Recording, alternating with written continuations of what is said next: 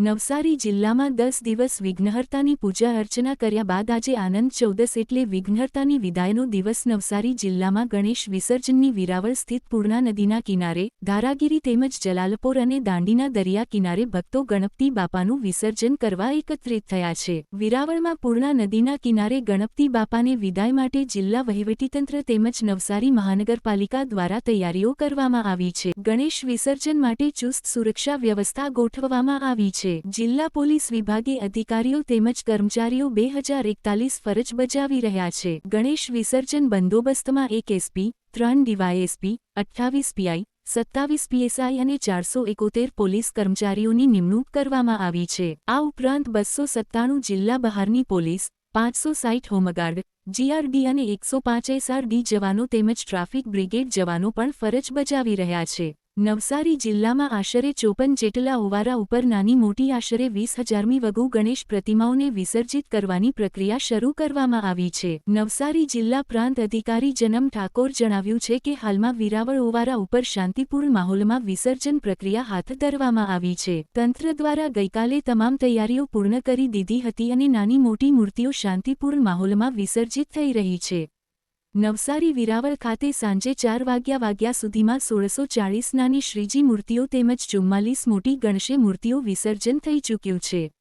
નવસારી શહેરની આશરે 3,50,000ની વસ્તીમાં 10,000થી વધુ નાની મોટી મૂર્તિઓ સ્થાપન કરવામાં આવી હતી અને 11 દિવસની પૂજા બાદ વિસર્જન કરવામાં આવી રહ્યું છે। ત્યારે નવસારી રોટરી ક્લબે નવતર પ્રયોગ કરી નદીના પ્રદૂષણને રોકવાનો પ્રયોગ હાથ ધર્યો। દિવસની પૂજા દરમિયાન ચઢાવવામાં આવેલા ફૂલો તથા પૂજાપાઓ નદીમાં ન નાખવા માટે લોકોમાં જાગૃતિ લાવવાનો પ્રયાસ કર્યો હતો। શહેરભરના શ્રદ્ધાળુઓ દ્વારા ચઢાવવામાં આવેલા ફૂલોના હારમાંથી વર્મિકમ્પોસ્ટ બનાવવા માટે કામગીરી શરૂ કરી છે, જેમાં નવસારી મહાનગરપાલિકા પણ સાથ આપી રહી છે।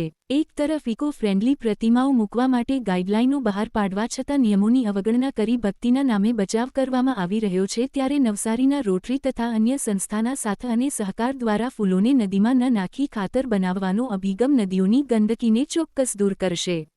આજરોજ અહીંયા આનંદ ચૌદસના દિવસે વિરાવળ ઓવારા ખાતે વિસર્જનની પ્રક્રિયા હાલ પ્રગતિમાં છે।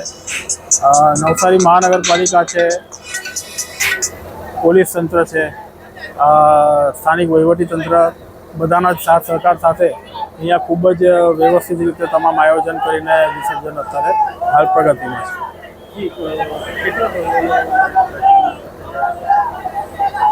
લગભગ 350થી વધારે મોટી મૂર્તિઓ અહીંયા આવનાર છે। ઓલરેડી અત્યાર સુધી નાની મંગળ મૂર્તિઓ તો લગભગ 1000 ઉપર ઓલરેડી વિસર્જન થઈ ચૂકી છે।